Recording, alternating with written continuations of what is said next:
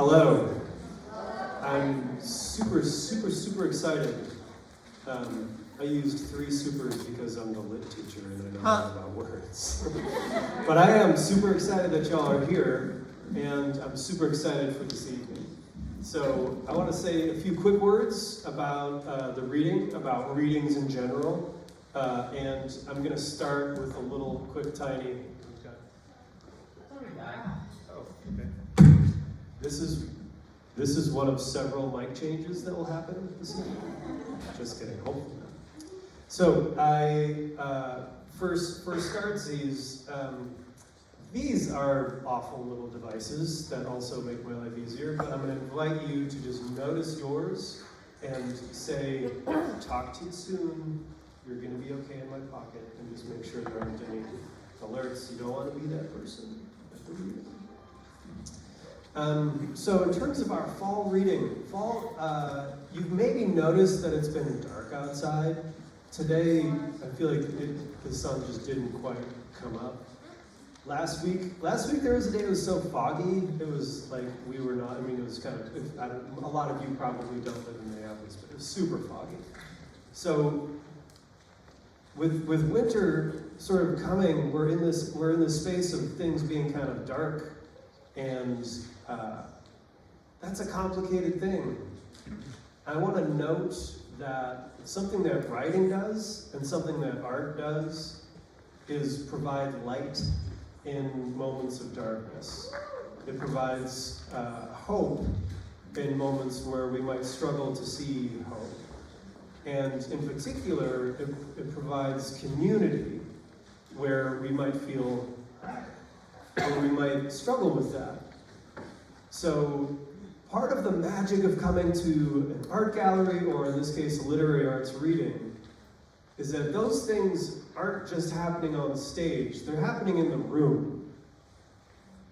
The light that's being created by these writers, when we share it with you, you co-create that light. You participate in that. And you generate something kind of beautiful, kind of hopeful, kind of like togetherness in a time like fall where we might struggle with that a little bit. And I want to first say thank you for being here, but I also kind of want to commend you for being here. It's a kind of risk to show up at an arts event of any kind. It's not a movie. You don't there's no soundtrack that's going to tell you what to feel at every moment. You know, you kind of are on your own to make meaning out of what's happening up here. And that's where the light comes from. That's where the community comes from. That's where the hope comes from. Is when we struggle with each other with the kinds of things that these writers have created. So thank you for being here. Thank you for being here. Thank you for being here. It's great. It's so great. So that's like my little intro. And I want to give a few quick words to your role in this event, which is a literary arts reading. So you might think you just sit there with your hands folded and stoic, nod maybe quietly to yourself. No. This is like an art event, which means you make sounds. You can make big movements, like pump your fist in the air. Someone's like, yes! So we're just gonna practice a few of these as a group to kind of warm up. So here are some options. You are not limited to these options, but here's some options for you. So let's say somebody's reads something and you're like, ooh, and you kind of ooh. You can make those noises, so let's all do something like that together. Ooh. Ooh. Yes, that's great. Another thing you can do is you can make sounds with your hands, this is a common one. It provides this nice kind of backdrop. But this being an art event, you can also make louder noises. You can, yes.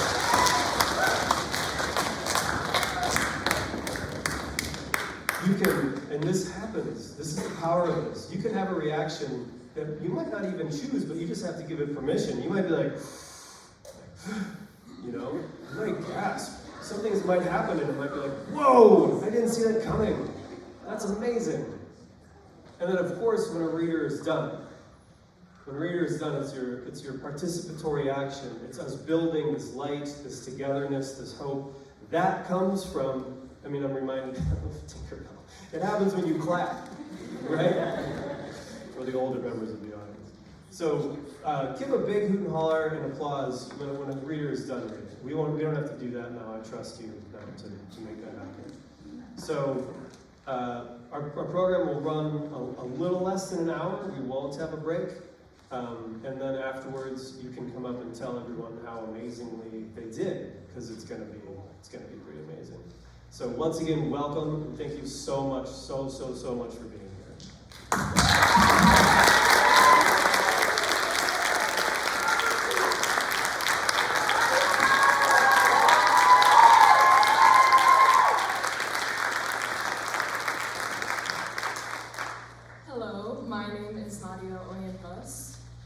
I wrote a little spoken word poetry about the subject of being a woman and being a lesbian, and not feeling like you belong, feeling isolated, even in places you were supposed to belong. It's called Little Pilot. When your body wants to leave your body, grab onto your ribs, they're yours. Count your teeth until you're sure they're all there. Think of someone until they are sitting in the passenger seat of your car, laughing with you, angry with you, silent with you. Feel their absence set in until you're sick to your stomach. You've been here before. When your identity has always been an insult, even from those who are closest to knowing what it's like to be an insult, when you have heard all of the things the world has to say, and you begin to know before you even speak, they do not want to hear you. Less than centimeters away from being swallowed, you can fly. Away you could pray or hope or whatever it is you do these days. And while they're all too eager to say your name, remember your case. Hold it on your tongue until it dissolves in your throat. You've been here before. When who you are is politics, and your opponents are your side and the other, until everything is discourse, until everything you say is debatable, until you are only politics. When your body is no longer yours, they will not call you what you are because who you are is debatable. Even to those who are closest to knowing what it's like to be in argument. And when you're the last one carrying, when you're alone, you can fly. And no one is there to tell you how you couldn't. Open the windows, press your foot down on the gas. Headlights glow and brake lights flicker. You've been here before. Thank you.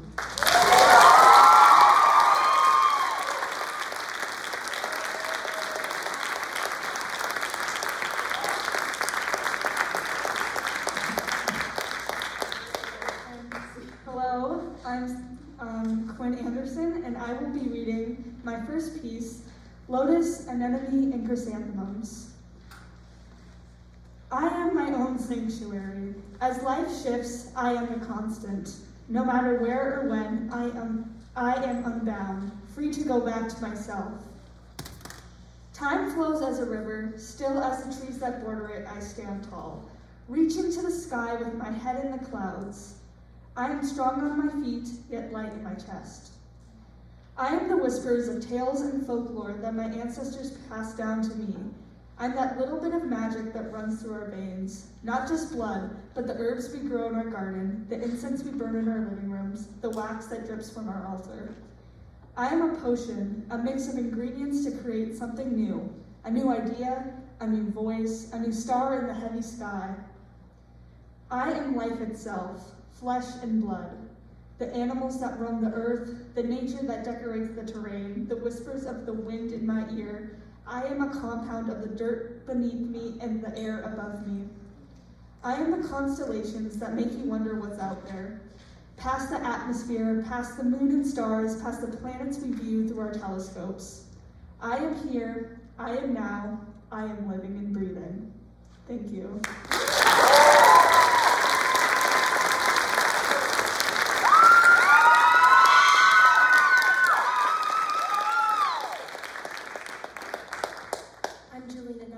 And this is my poem, The Science of the Dance. A bouncing clash, my first time in a mosh pit, I was quite unsure. Consistently pulled out from my inexperience, the bird cop screamed a violent F-U into my soul, and I felt ignited. Throbbing headache pulses with the days after aches worse than a hungover feeling, and a steadily growing fondness for being in the pit. Sometime during Punktober, I felt truly living. One of the only moments I felt truly present, something about getting bounced around endlessly in circles by a group of middle-aged white men was so connecting. No real words can explain it. It's like my soul connects for just a moment, a true content happiness. Vibration seeps from the floor, sloshing these words. Within these songs, we become atoms.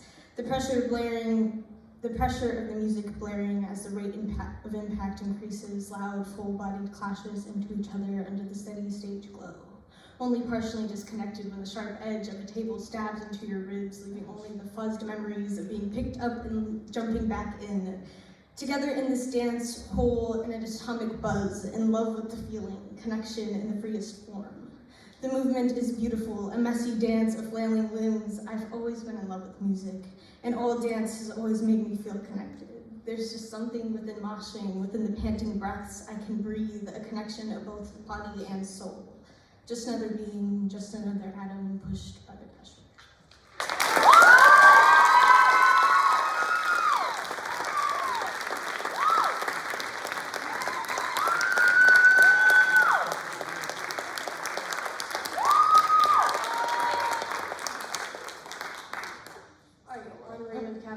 And I'm going to be reading a piece called Memoir. I'm my father's son. I laugh too hard and cry too little. I shred my jeans and cradle my dog. I whittle my apples and chew on toothpicks. I stack up my dishes and scrub down my boots. I hug too tight and move too quickly. I eat carrots raw and age my love. I am my father's son. We are too much.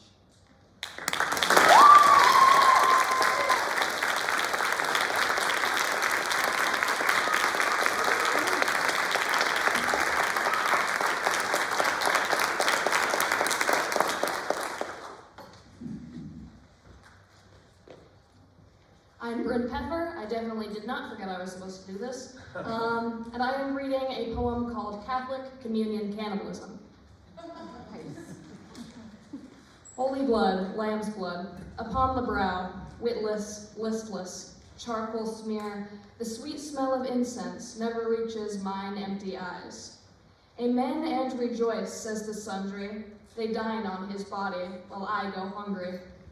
I hold him loosely, ready for him to leave me, silk scarves in my hands, running my fingers through the fibers like the tendons in the body, untouchable and touchable, unending flesh to devour, housebroken animals, I remain untamed.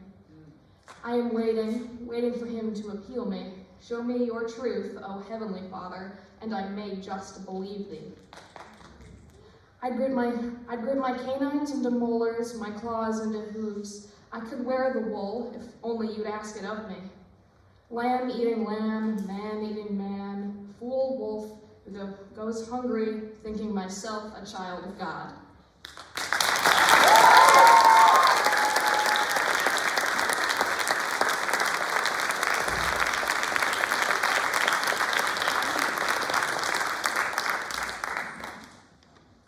Hello, I am Calypso Blease, and I will be reading Abolished Self. This is a spoken word poem, a piece about throwing who you were away for the sake of self-discovery. I know I am wearing my contacts because they hurt, and in that same vein, I know where I am because my brain hurts, and my heart hurts, and when I stand, my world fades to black, and I don't know who I am. I don't know who I was, and it does not matter, because I am here, and I have sacrificed everything to be here. My father does not respond to my texts. The things I send are mine, read by a part of him that I hope does not allow itself to care. A sacrifice, not a freedom. It is not a permission, but I was forced to grow. So the words I write are for once mine. I have waited for so long for someone to stumble on something that is mine, but nobody has any recognition for what that is. I have no recognition for, no memory of what that means because I left myself behind.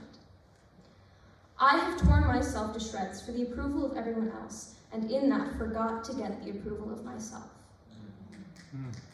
I don't know who I was. I know I tried my best to be funny, to make other people laugh, because that was important.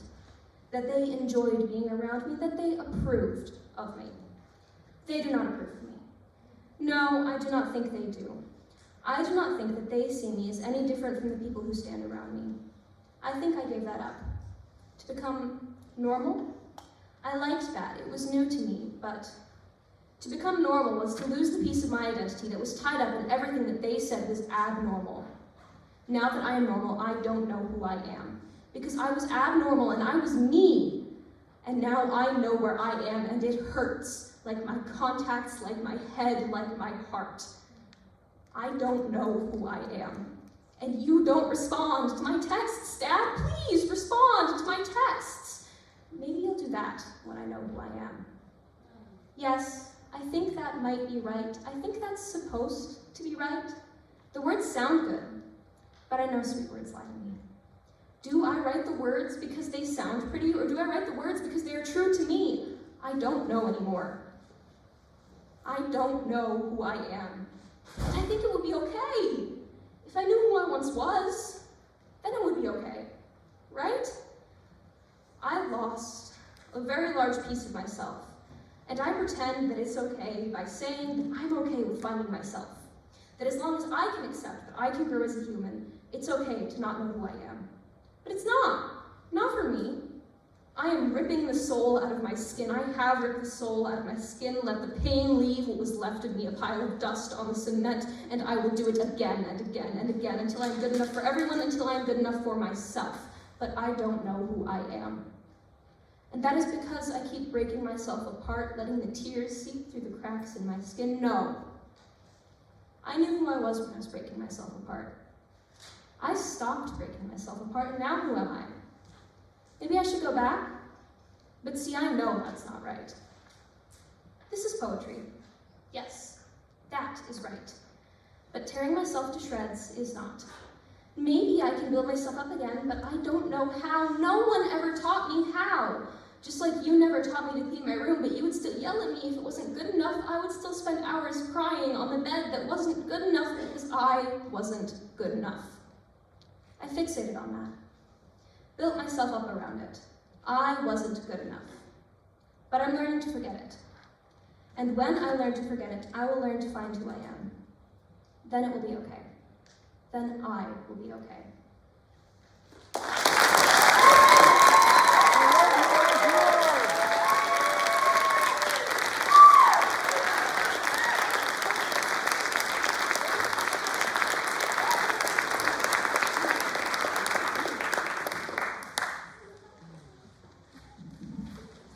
Hello, I'm Megan Miller, and I will be reading a short story called The Monster Inside.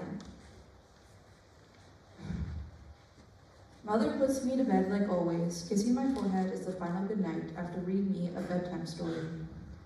I lay in bed under multiple blankets. As I almost fall asleep, knocking jumps me awake. I look towards the noise to find a silhouette in front of my window. My room consists of only glow-in-the-dark stars, providing little to no light to see anything specific. As quickly as possible, I run out of my room to Mother. She embraces me and whispers soft words that soothe my heart. I am carried back to my room and the lights flicker on brightly. I look up to the window that sits over the rocking chair that Mother uses for story time. The only thing there is a branch blowing into the window by the whistling wind. She sits on the side of my bed, running her hand through my hair. I tell her my worries, but she explains that it is only the wind playing tricks. She puts on the soundtrack from Frozen and tucks me in, then kisses my forehead as goodnight. I drift off to sleep as the music takes my worries away. Right before I fully succumb to slumber, a voice whispers my name in my ear. My eyes snap open to notice that same silhouette sitting in the rocking chair. Instead of inspecting, I scream. Mother flies into my room, bringing the lights to life. She looks around frantically, but sees no threat, and the rocking chair now only holds a teddy bear. I tell her my woes as she embraces me once more. She tells me that I am making up images with the darkness that fills my room. She lays with me and holds me tight, this time not shutting off the lights. I stay as close to her as possible, not wanting to leave her warmth. Once I have fallen asleep, she crawls carefully out of bed and kisses my head as goodnight. The music stops and the lights turn off, awakening me from my slumber. My eyes flutter open to pure blackness. Not even the stars are visible now. Slowly, my eyes adjust to meet a pair of eyes that sit inches away from me. Half the face covered by the bed, only showing from the eyes up. I sit frozen with fear, unable to move or scream. After a moment, the half-seeable face slides down and below my sight. I scream for Mother, and she appears with a frightened expression. I yell that there was someone in my room, but when she looks around, she finds nothing. She picks me up and carries me to my bedroom, locking the door behind us. The TV turns on a cartoon as she lays holding me close. After about an hour, we join the inevitable sleep that consumes us. Light shines into the bedroom, stirring us awake. We look over to see the door no longer locked, but wide open. The doorknob no longer resides inside the door, and every light in the house burns with life. Mother tells me to stay in bed, and if I were to see anyone, holler. She grabs the baseball bat that sits by her dresser as she leaves the room. It is eerily quiet as I sit alone. The TV is static, the wind blows against the windows, and Mom's footsteps are no more.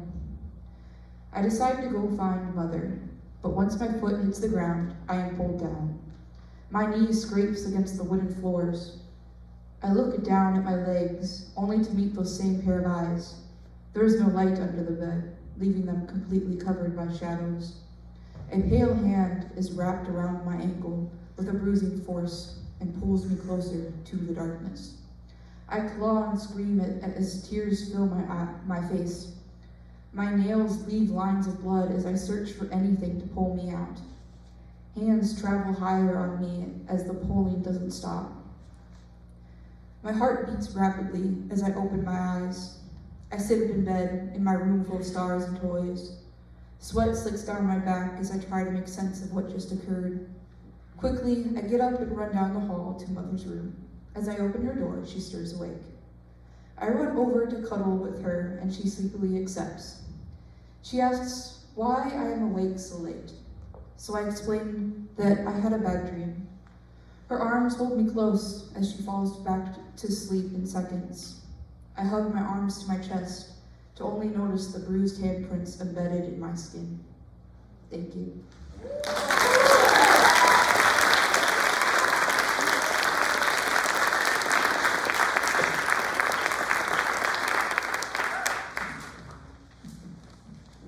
I'm Bo Vanderheyden, and this is my piece titled System Error. Broken code and shattered dreams. Can't compute what loving means. I zapped you with my exposed cable. You'd mend my wires, make me stable. Broken hearts and shattered screens. I'm still fraying at the seams. You replaced all my broken parts, gave your love and brand new starts. Broken code and corrupt data, horrifying new schemata. My scary, warping plastic shell made you beg and plead and yell. Broken code and shattered screen, can't find what a scream could mean. My strong claws spasm, breaking bone. It's all my fault, I'm now alone. Broken heart and shattered shell became this broken, twisted hell. I thought it was revenge I sought, but now you're gone, I know it's not. Broken code and corrupt files, I tore myself back into piles. Forced reboot, one last refresh, I finally see I'm made of flesh. My broken heart pumps out my blood, my puffed up eyes pour one last flood. Take my first and final breath, cursed with life and blessed with death.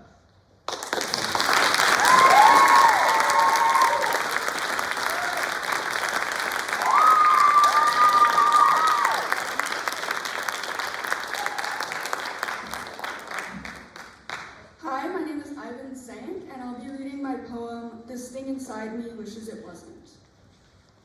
You know there's something dark and inky inside me, spilled in my veins like oil and water, black bubbling in the swirl of red. Thick and dripping greasy tar oozes from my chest. I can feel it under my skin. Between my ribs, it's squirming and writhing and twisting. It's desperate, this thing that lives inside me. It wants to burst from the confines I put it in, to rip the flesh encasing it, to hear the squelching sound echo in the dark. It wants the sharp, icky wetness to coat my fingers in a perverse desire, this lust for sin that throbs in my temple. You know there's something evil inside me. You've seen it closer than anyone else. Held my intestines in your calloused hands, caressing my gooey, gummy guts. When your lips whispered midnight promises, I could have sworn the pit in my chest finally bloomed. But as your hands claw at my insides, your fingers pry open my gelatinous heart, the mucilaginous muscle pumping with inky blood. It takes a hold of you, crawling up your arm, inching down your throat, smothering the scream.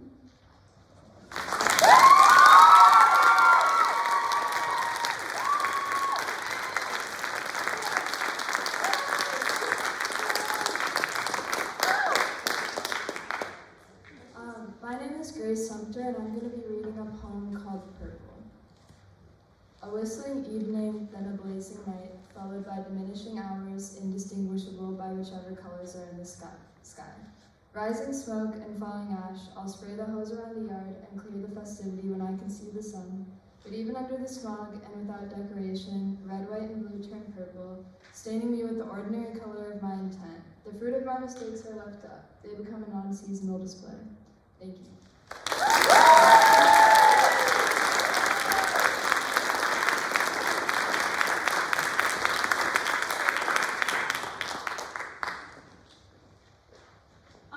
Hi, my name is Lauren Shear. I wrote a poem about how I feel about the state of the world, and it's titled, I Wanted This to Be a Hopeful Poem. Every coin God flips twinkles in the sun for a moment as it rolls through the air. Then it lands, tails up, head down in the sand, just like the rest. Another bam, another bomb, another coin sharp shot to shrapnel midair. God wants to stop tossing coins and go home.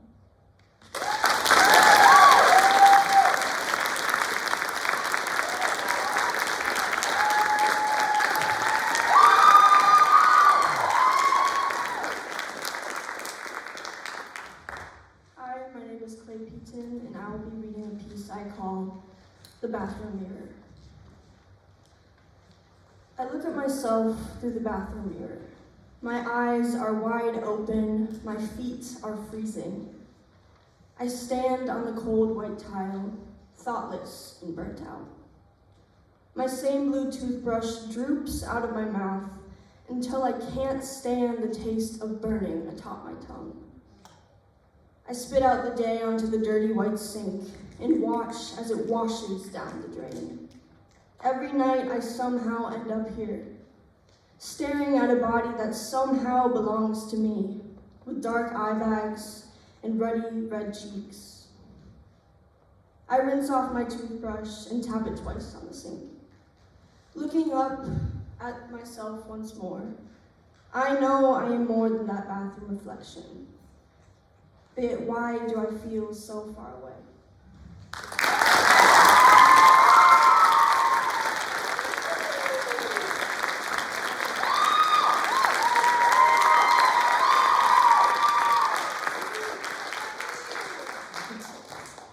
Hello,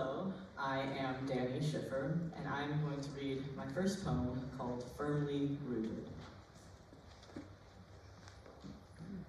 I begged them to help me, and they said, harmony costs lives. Your worship is not mine.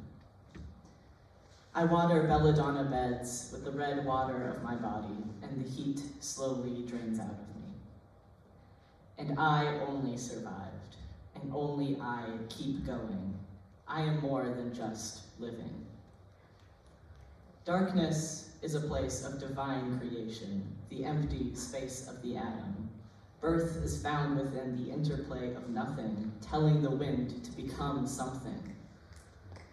I am damned if I do and don't. I am always looking for a simple fix. I am often told I don't exist. I begged them to explain it. They said, eat your oppressor. You aren't alone. You are leftover. I hope for the rot to come quick, and I only get it.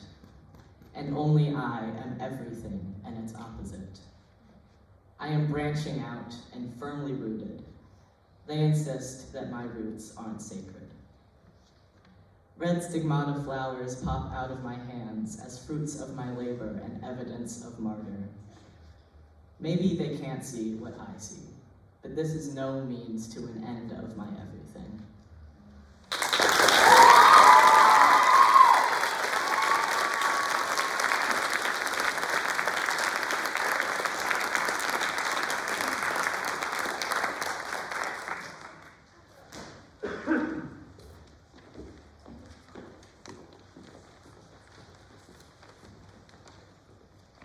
Hi, I'm Raymond Cavalier again. This is Ivan, who's helping me present a Guido Felton piece inspired by the poem I'm about to read, Eclipse, about the passing of time and death anniversaries.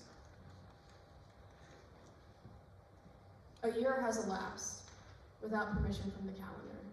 Its pages lay faded and relaxed. Spread open for a passerby, a life permitted an extension, without acceptance from the mind. The annual scales measure its worth, its chapters wind round obscured figures, seeking warmth for its hearth. Thank you.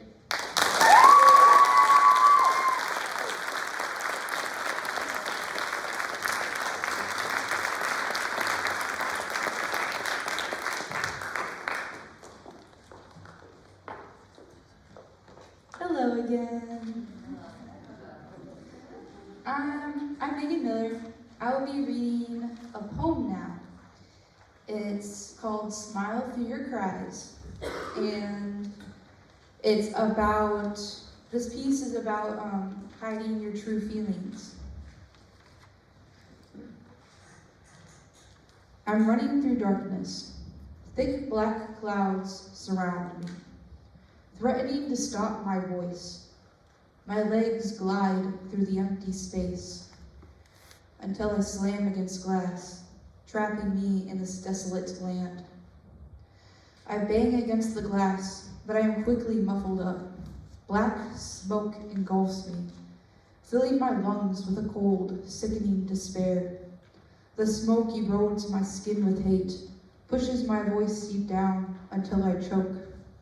My playful spirit is taken from me as I hear deceitful words. I want to cry, but that's not what you were made for. I want to scream, but you were told to do different. I want to say my own words, but you can only say what is given. On a shelf sits a doll, full of cracks and holes. Behind the doll's glass eyes lies emotion, and a woman wanting to be free. She collects dust as she is forgotten, but the prison is never weakened, for she will always be the emotion given.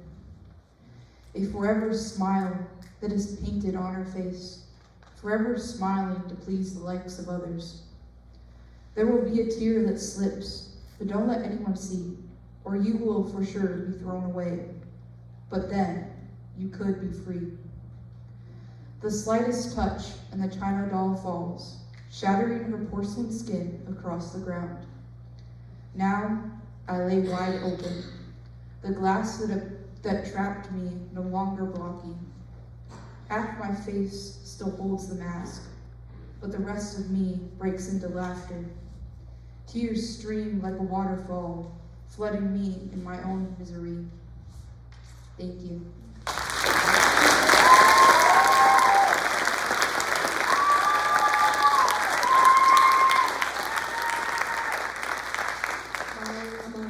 And I'll be reading The Tranquility Within a 1,000-Pound Animal. Being around horses is to forget myself entirely. I walk out to halter Smokey, and my preoccupations fall away as I bring the rope over his head and tie the knot. Horses are transparent creatures. Working with them is a selfless meditation. When I take the brush to his neck, then his back, down to his legs, our fears fly off with the dirt. His head lowers and his lip hangs freely. I work my way around him and his ears follow. I feel his eyes watching me, and I know he can hear my heartbeat, revealing truths my body holds. When he looks at me, he looks all the way down to my soul. I'm stripped down to my humanity. I've always been around horses, from the first time Chief chewed my Crocs through the gate at the farm. Chief stood 16 hands and had a beautiful red Appaloosa coat that blended right in with the dirt he rolled onto himself. I brushed down his back from the third rung up to give me the height and a barrier between me and the unexplained. His brother, Apache, was glued to his hip, though I never knew his gentle heart. Apache was blind and therefore unpredictable in my young mind. I didn't understand the way he operated the world, and from this grew a fear of the delicate. All throughout my childhood, I remember walking the pasture, though I never reached the back fence. I hear the creek winding through the barn, parting the trees. I see the oak trees standing strong amongst the others, how I promised myself to make a fort there, furnished with junk and chairs and chimes. Since then, the fences have been taken down, and both Chief and Apache have passed. Their souls still roam the pasture at night, and back beyond what I know lay their resting bodies. They watch the stars and see themselves in the glimmer. Years later, I lean against the corral gates, watching our donkeys, grazing, wandering, and pushing each other around. It's early fall, and the grass is browning, and the air is crisp. The sun warms me through my fleece flannel, but as I rest my head against the green meadow, I see frost creeping towards me. I watch them forage for grass between orange leaves. Every now and then, a head perks up to observe curious sounds. Not even a pin drop goes unnoticed. Their winter coats are coming in, and their bellies are full from the harvest season. The sun is setting quickly, and I lose what I am looking for in that indigo sky. We do not often look into someone's eyes and see the softness within them. Though in a horse, that's all that matters. When I ride, I am not my own person, but an extension of them. Our hearts beat as one. I feel the way their spine moves below my own, and their balance shifts as their shoulders extend. With every step, I am regaining balance. My heels down and legs clung to their sides, hinting where to move. My elbows are aligned all the way down to my ankles, and my hands move in the reins as one. When I find my seat, I have found connection, and individuality waits by the door. Slow down. Listen to the late corn rustle in the wind, hear birds chirp and watch geese and bees find warmer places. Stand on the shore of Lake Superior and feel insignificant. Remember that Mother Earth still breathes beneath your feet. Look into a horse's eyes and see the whole world within their irises. You are no more than the dirt you walk on, and everything you see is already within you.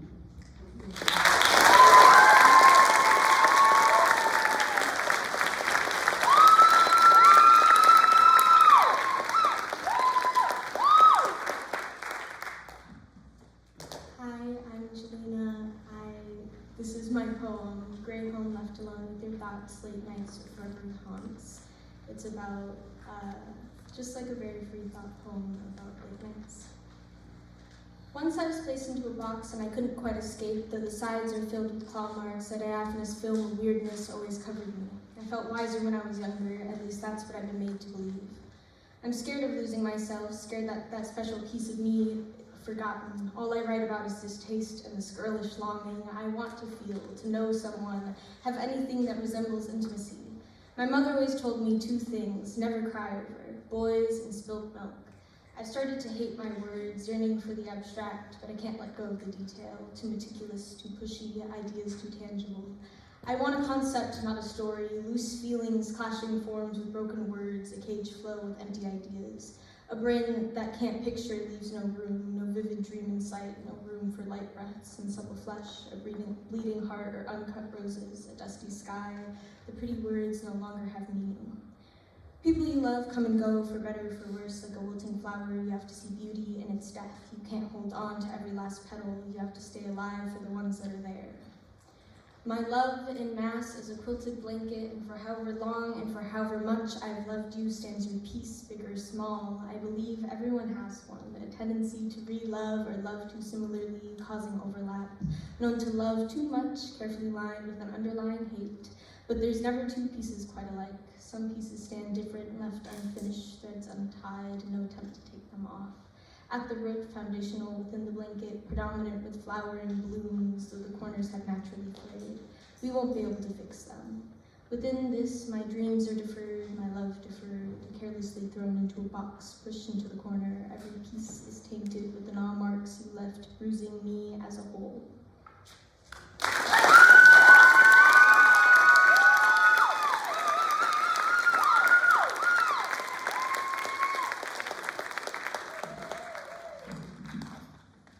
I'm still Bo Vanderheiden, and this is my piece titled The Lost and Found. I am the lost and found, a box of the forgotten and the unwanted. My thoughts were left behind, never receiving the attention they were promised. My hair was discarded on the playground after it had been played with too many times. My stomach was forgotten entirely. No one ever tries to claim it. My legs were left behind by me because they were only trouble. No one comes back for me, for my pile of unwanted parts. It all goes to charity eventually. There, they will take me apart. Place my legs in the front display so they can continue to be stared at without my permission. Put my stomach in the back so it can continue to be unloved. Knit my hair into clothes so that you can stay warm in the winter. Put my thoughts into a book you might even read once or twice. Carve my bones into toys for your kids to play with. Let my hands make you something nice, anything at all. Tear me apart, piece by agonizing piece. Let me help. Tell me how much I must hurt, how much I must bleed, how much I must break, and how much I must give to finally be seen. Thank you.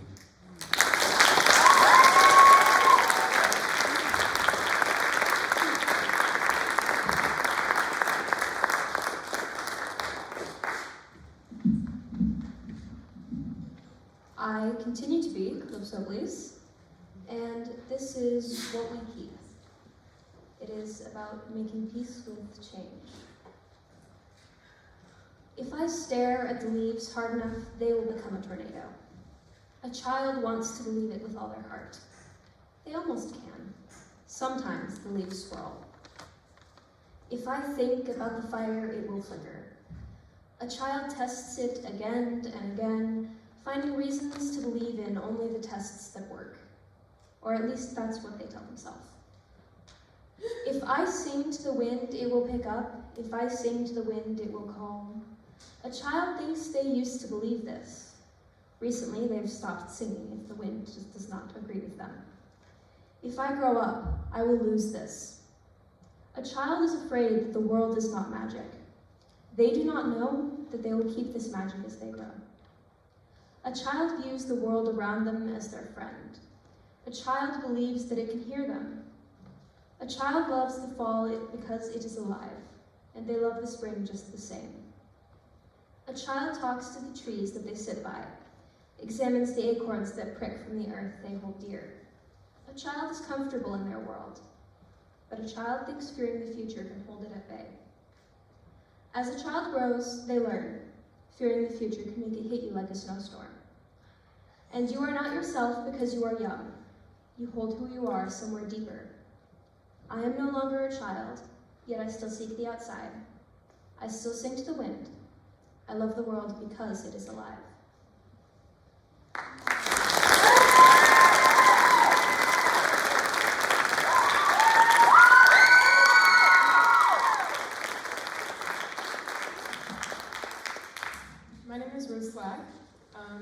and my piece is called Monad Antemortem Apotheosis.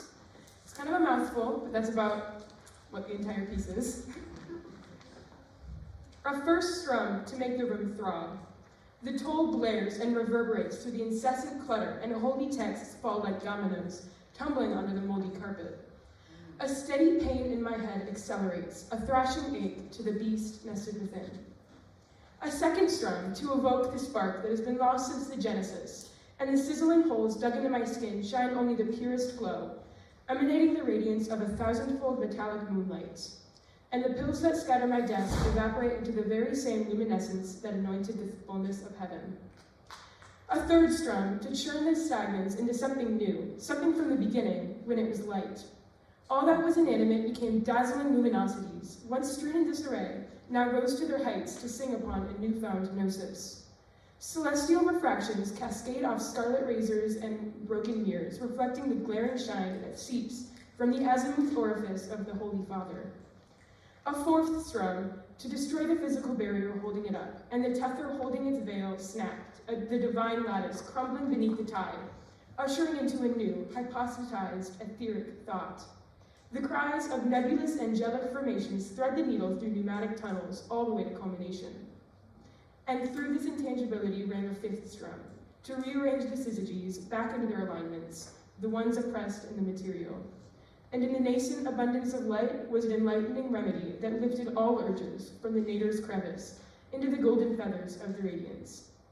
And there was no need for a sixth strum, because all that was written had been exalted.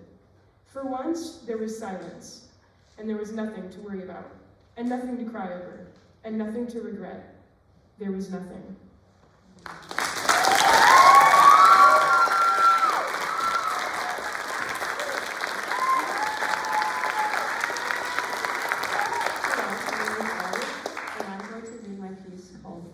Shells down.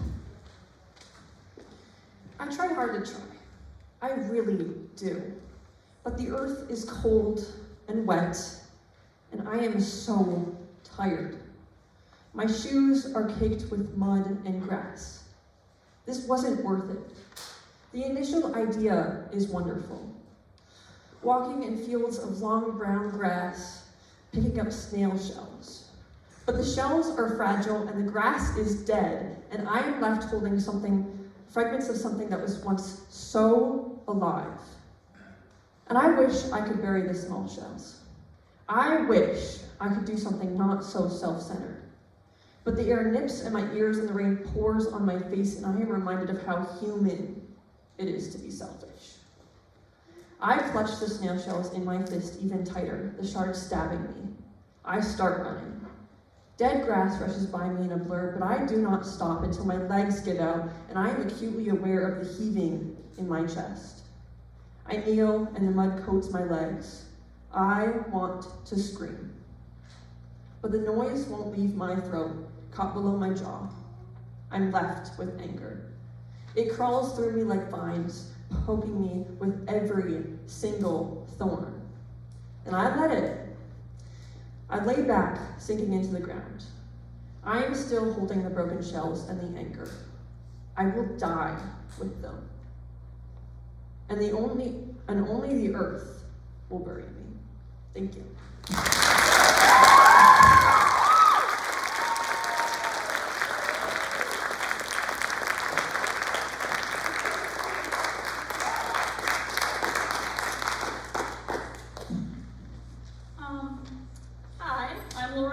This is my second poem. It's about anticipatory grief and wishing someone could stick around a little longer than they can. It's called Dinner and the Drive. It's nice to see you. It's been a while. There's something you need to hear. Last time I came over, I knocked down your new fence. Now you've got to stay, wait for the thaw, and fix it next year. I'm sorry, I'll cover that expense. And I'll pay for dinner. Order what you want, everything's good here. I know you hate silence, and talking with my mouth full isn't polite. So I chew each bite 32 times, so you have to fill the quiet. As you talk, I try to memorize your spoken memoir, a fleeting souvenir to keep with me, balm for the anticipatory scar. I can't hurt if you're talking. I don't care if I've heard this one before. After we eat, we'll keep unfinished business unfinished just to keep you here. You can't leave if something's not done. At least that's what I hear. I pretend I don't know my way home, have you kick the speed down a gear, point you in circles around the neighborhood, just to have another moment in your car. Shit, we're here. That was a nice night. Thanks for driving.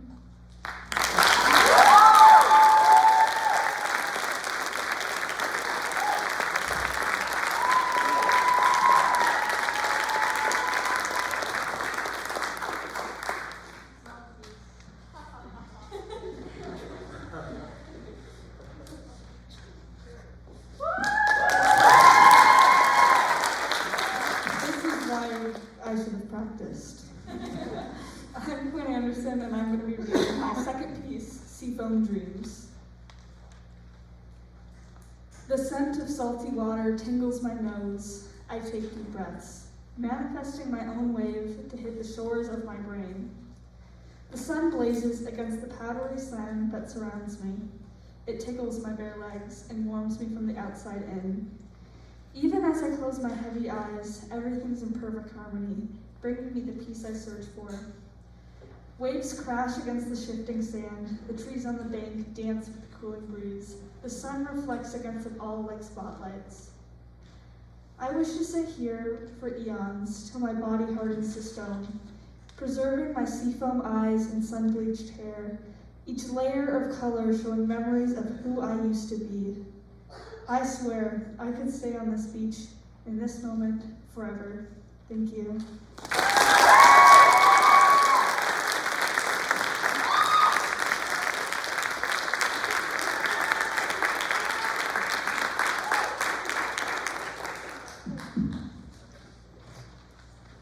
Hello, I am Danny again, and this is the last poem. It's very sad that it has to end. But this is my poem called In My Element, composed of fire. I am burning at the stake. Not one other in this world understands enough to believe me. Forgive them, for they do not understand, my crime being remembering what they have forgotten. But I am dazzling. The moment before the smoke chokes me out, I echo. I stand straight and strong, reaching to the stars, constellations beyond belief in my veins, dividing the world into two halves, to the left and to the right. But everything is below me. I am rigid. I am wooden. I am the ropes that hold me tight, gnawing at my arms. I am the space between my legs and the kindling. I am the flesh of my body, grotesque and inept and beautiful. I am not on fire. I am fire. You use myself against me, and I am cackling. We spread from little pieces held by men, and we unite as one, spreading hot fingers up into the sky, stretching like tomcats, desperately breathing out billowing ash. The heat is searing and screaming and cauterizing. I am beneath you all. I am the cold, damp earth. I am above the highest peak. I am the smoke and heat.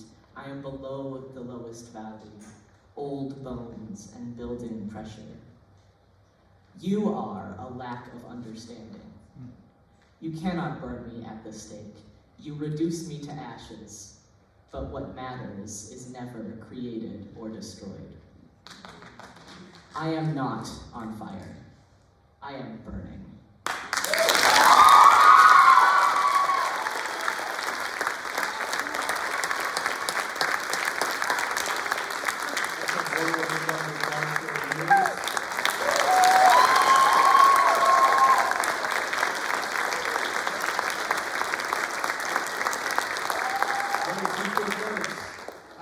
I wanted to observe that there were so many moments where individual people snapped, individual people clapped, individual people stood up when not everyone else around you was doing those things. And those are those moments of hope and all of us clapping together, those are those moments of community. You've made that happen, and thank you so much. You all made that happen. Thank you very much for coming.